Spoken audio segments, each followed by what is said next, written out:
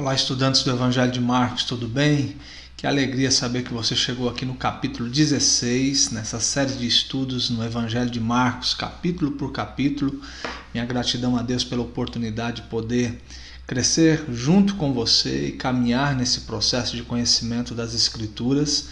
Ao mesmo tempo, agradeço a Deus pela sua insistência, persistência, dedicação de tempo, a sua energia para poder compreender melhor a palavra de Deus. Quem sabe pode estar chegando alguém aqui de maneira aleatória, não sabendo muito bem do que se trata, mas essa aula faz parte de várias aulas que nós desenvolvemos no Evangelho de Marcos, capítulo por capítulo, e essa é a última aula, é o domingo dos domingos, onde nós vamos entrar no capítulo 16, e eu acredito que teremos aí um tempo muito especial no fechamento desse ciclo de aulas dentro do Evangelho de Marcos. O capítulo 16 começa com o relato das 3 mulheres indo ao túmulo de Jesus para ter um cuidado que está relacionado com amor, devoção e luto, a incerteza no coração dos discípulos, tristeza, preocupação, a frustração tomando conta daqueles que haviam seguido Jesus e a aparição de Jesus dando a ordem,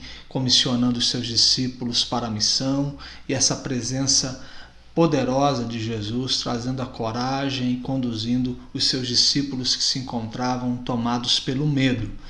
Então, quando a gente lê o primeiro versículo, que fala passado o sábado, que era o Shabat, o período do descanso judaico, as mulheres foram comprar especiarias para ungir o corpo de Jesus com mais ato de devoção, amor e luto. Marcos vai nos falar que elas compraram aromas para irem embalsamá-lo, ou seja, todo esse cuidado, algo comum, fazia parte do ritual, e é com essa certeza que elas caminham em direção ao túmulo de Jesus. Não há nenhuma expectativa da ressurreição nesse primeiro momento, assim um cuidado, uma devoção, amor, tristeza e incerteza dentro do coração delas.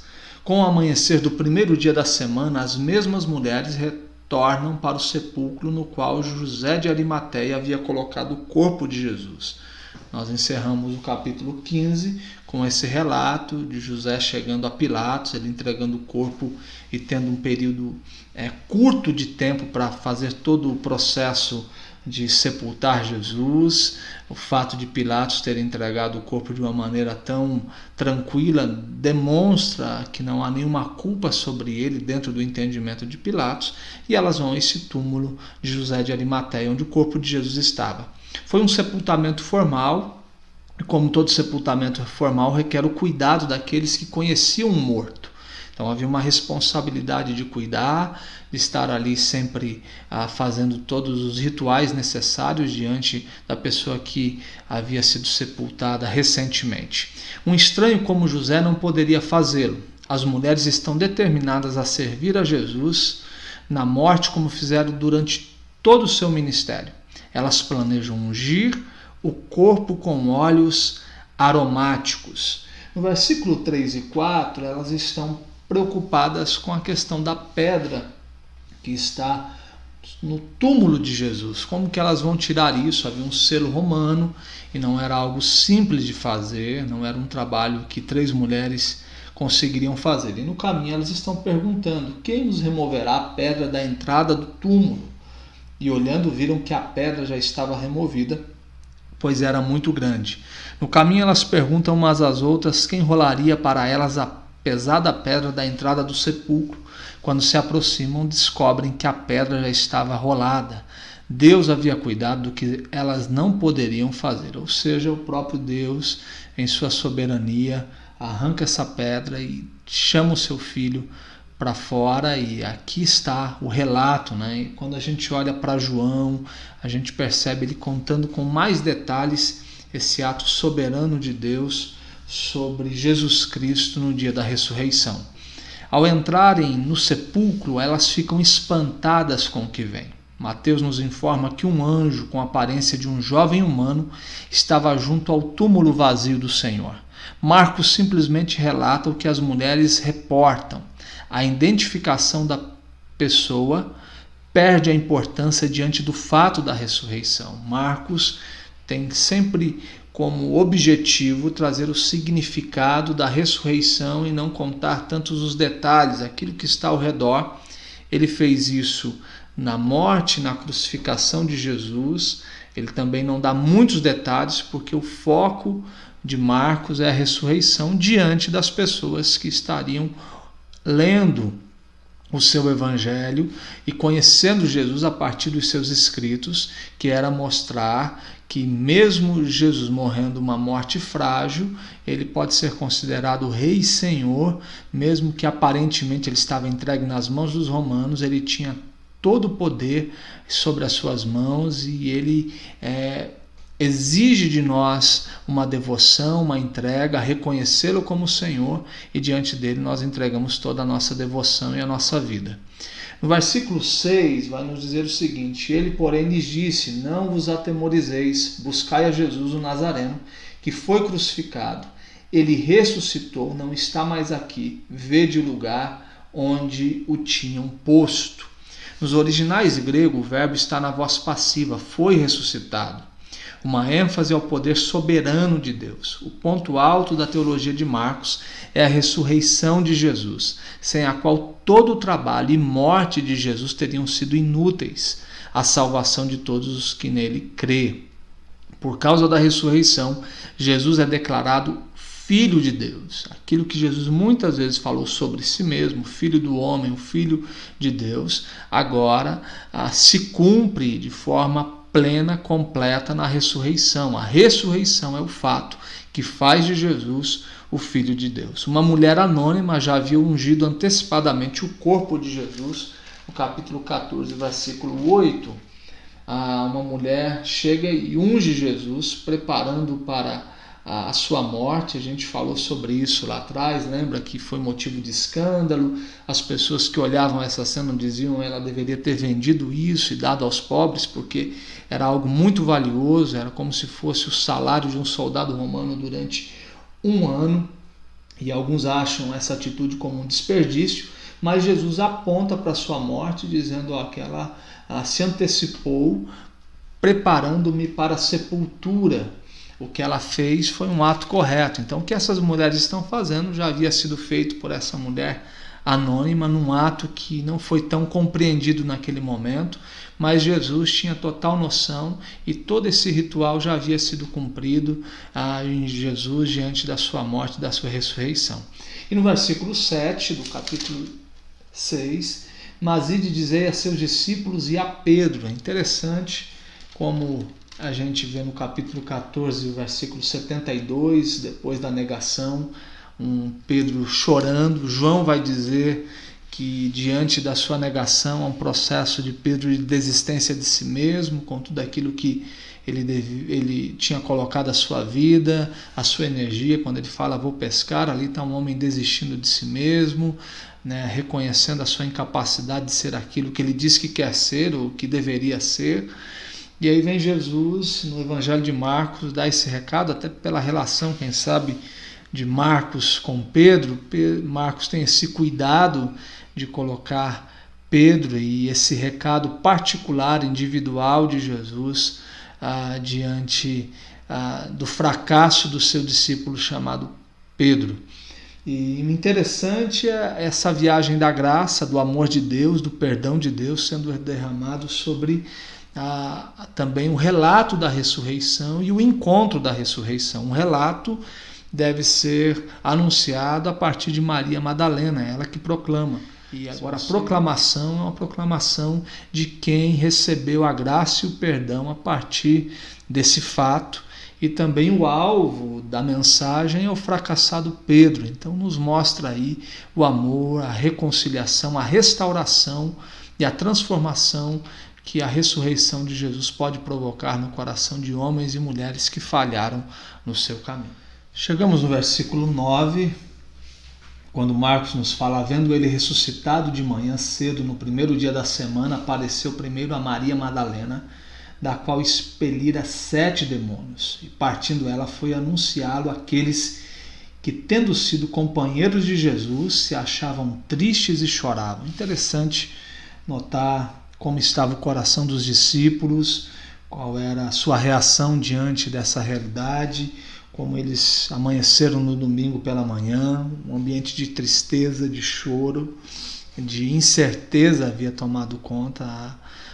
Aliás, são anos caminhando, vendo os sinais se cumprindo na vida de Jesus, e aquela percepção que parece que tudo não passou de um sonho, o sonho havia se tornado um pesadelo, tudo havia se acabado, e o coração desses homens carregados de tristeza, e essa tristeza, esse choro é resolvido a partir da presença de Jesus. As dores, os medos e as angústias desses homens começam agora a serem dissipadas a partir do encontro com Jesus ressurreto. Quando você olha para os outros evangelhos, você vai ver que no meio da tormenta, da angústia e da falta de paz, Jesus aparece e diz: paz seja convosco. E Jesus vai aparecendo várias vezes a várias pessoas, e todas essas aparições de Jesus têm um significado. Estes, ouvindo que ele vivia e que fora visto por ela, não acreditaram. O versículo 11 nos fala isso. Novamente a gente percebe a fé tardia sendo aí denunciada, essa dificuldade de compreender. Você que caminhou comigo em todo o Evangelho de Marcos, você vai ver que foi difícil eles terem clareza do que estava acontecendo. Ao mesmo tempo que eles viam grandes sinais, eles davam sinais de pura incredulidade diante da realidade que cercavam.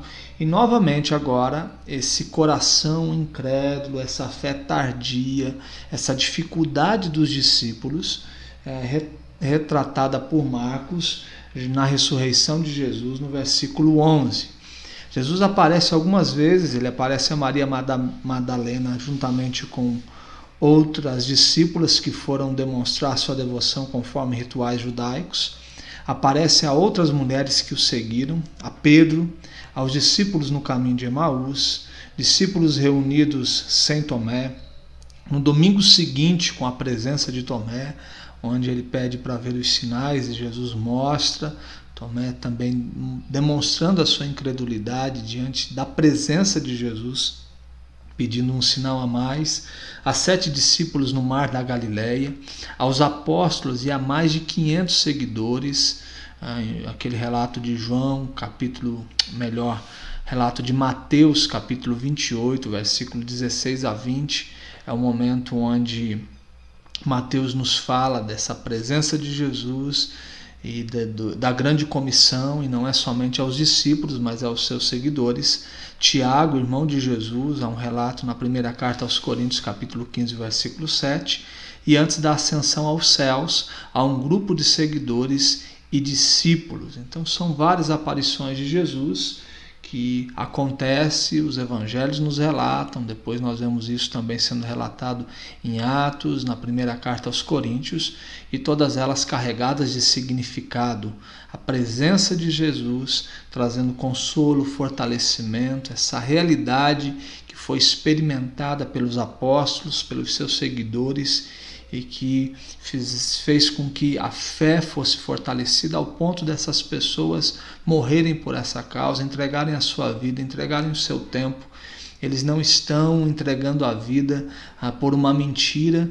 Uma das questões que nos mostram a veracidade da ressurreição é a maneira como os seguidores de Jesus terminam a sua vida, e alguns afirmam jamais alguém em sã consciência se entregaria à morte como os seguidores de Jesus se ela não fosse uma realidade. Então, após a ressurreição, a maneira como os discípulos estão vivendo mostra que todos esses relatos das suas aparições se tornam verdadeiras a partir do comportamento, da resistência e da caminhada dos discípulos no Evangelho e no Reino de Deus.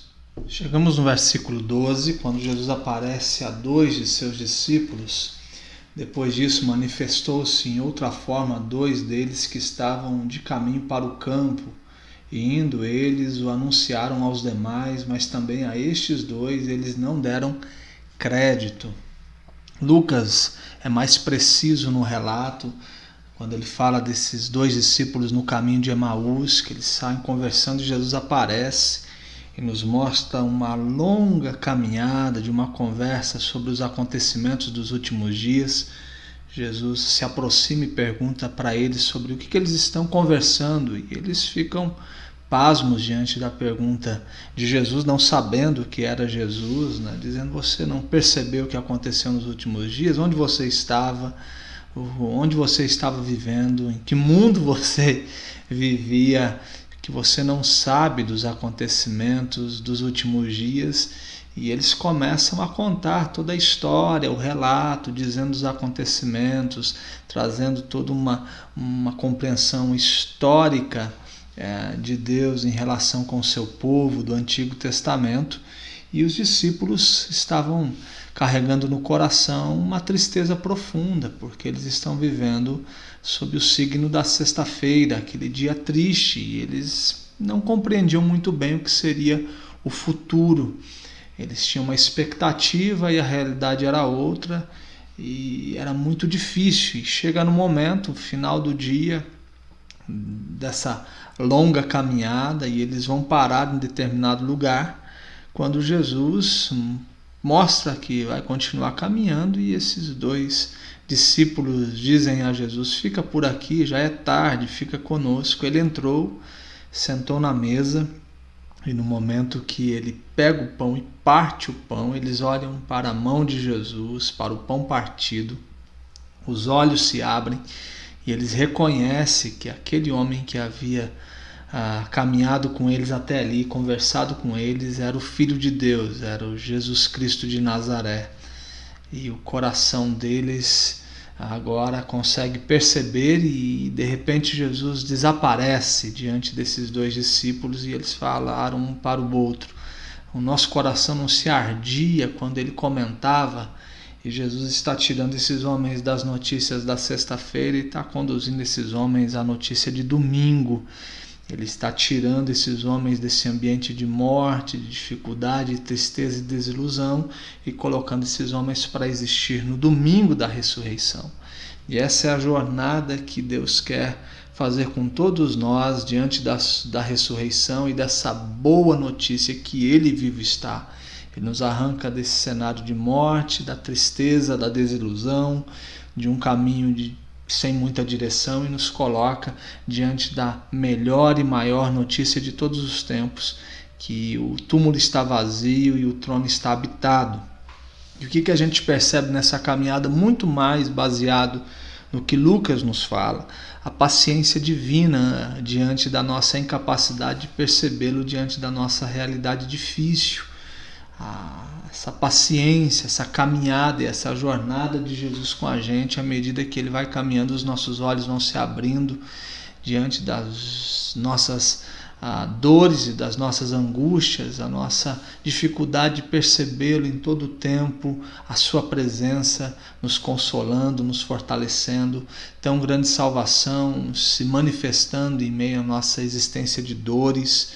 E essa certeza que em Jesus nós saímos da sexta-feira e mergulhamos pela fé no domingo da ressurreição, e é nesse dia que os discípulos de Jesus descansam a sua vida, a sua história, nessa certeza. E nós não vivemos sobre a última notícia da sexta-feira, mas a última notícia quem deu foi o Senhor ressuscitando o seu Filho, e é essa notícia que está nos nossos lábios.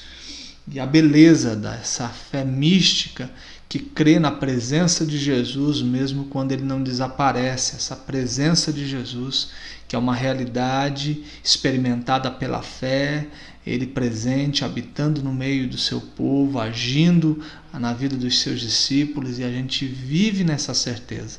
Ao mesmo tempo que ele desaparece, ele não some da frente dos discípulos no caminho de Emaús. Quando o pão é partido, ele está presente, e como ele disse em Mateus, que vai continuar conosco todos os dias até a consumação dos séculos. Chegamos no versículo 14 do capítulo 16, quando Marcos nos fala: finalmente apareceu Jesus aos 11, quando estavam à mesa, e censurou-lhes a incredulidade e dureza de coração, porque não deram crédito aos que o tinham visto já ressuscitado, como a gente vê no versículo 13, que eles não deram crédito. Versículo 11 fala que eles não acreditavam. Jesus assumiu a forma humana de um simples peregrino da época, mas o conteúdo de suas palavras foi revelando sua pessoa e reanimando seus desconsolados discípulos. Surgiu como um humilde jardineiro, mas ao falar revelou-se Cristo amado e poderoso. Versículo 14 fala que o padrão da incredulidade dos discípulos continua. Em Marcos, o tempo todo nos mostra essa fé tardia, apesar dos relatos adicionais e de testemunhas oculares. Como nós, os discípulos são lentos de coração e surdos para a boa notícia de sua reconciliação com Deus por meio da ressurreição de Cristo. Mesmo assim, Cristo comissionou para proclamar o Evangelho por todos os lugares. Essa continua sendo a graciosa comissão para a sua igreja. Cristo que convida, chama homens vulneráveis, fracos, com a sua incapacidade de crer, na sua vulnerabilidade, na sua inconstância. Chama esses homens como um Pedro inconstante, os discípulos que estão ainda com medo, não acreditando em tudo aquilo que está acontecendo ao seu redor. Mas o gracioso convite de Deus continua sendo derramado sobre a sua igreja, convidando homens vulneráveis, fracos no seu posicionamento de crer, para continuar anunciando, proclamando a mensagem. Cristo pregou ao povo no mar, no deserto, nos campos e nas casas, nas sinagogas, nas aldeias e nas ruas, e ensinou seus discípulos a pregarem por toda parte, ou seja, em todos os lugares onde as pessoas estavam dispostas a ouvir. Todas as ações realizadas na vida e através dos discípulos só se tornarão possíveis pela autoridade e poder do Espírito Santo. Então nós estamos cooperando com Deus em sua missão, nós estamos agindo onde Deus já começou a agir, nós chegamos onde Deus já estava, nós devemos olhar ao nosso redor e ver o que Deus está fazendo, quem Deus está salvando, para onde Deus está se movendo, e nos juntamos a Deus naquilo que Ele está fazendo ao nosso redor. E se juntar a Deus é a ação da proclamação, se juntar a Deus é agir em amor e graça, num movimento de redenção das pessoas e das realidades ao nosso redor, crendo que tudo só tem o seu efeito, tudo só se torna eficaz a partir da ação, da autoridade e do poder do Espírito Santo agindo em nós e através de nós. Chegamos aos últimos versículos do Evangelho de Marcos, capítulo 16, versículo 19, diz que de fato o Senhor Jesus, depois de ter-lhes falado, foi recebido no céu e assentou-se à destra de Deus. E eles, tendo partido, pregaram em toda parte, cooperando com eles o Senhor e confirmando a palavra por meio de sinais que se seguiam. Assim termina o Evangelho de Marcos. Quero terminar trazendo uma afirmação de João Calvino que diz: assentar-se à direita do Pai não se refere à posição do corpo físico de Jesus em algum lugar específico do céu, mas sim a sua posição de majestade e poder como imperador do universo ao lado de Deus Pai.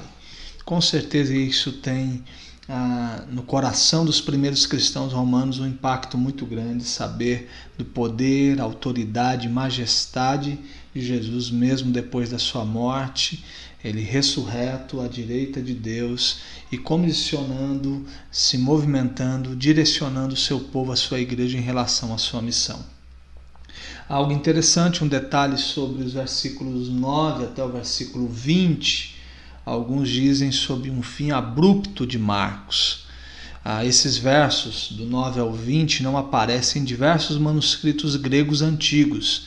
Isso provavelmente indica que eles não faziam parte da composição original de Marcos, dando a entender que ele possa ter um final suspenso a fim de levar seus leitores a desejarem aprender mais sobre Jesus e seus discípulos. O fim mais longo foi, talvez, acrescentado posteriormente para satisfazer a curiosidade das pessoas. Da mesma forma que a gente termina com esse dado aí sobre o fim abrupto de Marcos, onde a iniciativa dele no primeiro momento era fazer com que as pessoas continuassem a aprender de Jesus e a buscar mais sobre ele, e ele não dá muitos detalhes do final, dos versículos 9 ao 20. Esse é o meu desejo no final desse curso do Evangelho de Marcos, que depois de você ter escutado, lido, estudado o Evangelho de Marcos capítulo por capítulo, que você possa desejar aprender mais sobre Jesus na sua relação com Ele. Essa relação que acontece por intermédio da oração, da palavra, da ação do Espírito e da presença de Jesus. Que o seu coração possa arder como os discípulos no caminho de Emaús, que os seus olhos sejam abertos como foram os olhos das mulheres que foram ao túmulo e o coração estavam disposto a crer, que você possa ser resgatado dos seus fracassos assim como Pedro foi, e que você possa experimentar dessa presença e, mais do que isso, ser participante do reino de Deus e fazendo o reino de Deus acontecer ao seu redor, sendo um discípulo de Jesus, proclamando essa verdade que nos transformou. Deus abençoe a sua vida, foi um prazer ter estudado o Evangelho de Marcos com vocês, horas de dedicação, de gravação de aulas, de regravação, preparação do material, para que você pudesse crescer na graça e no conhecimento do Senhor. Receba aqui o meu abraço carinhoso, o meu beijo a todos vocês e que Deus te abençoe em todo o tempo.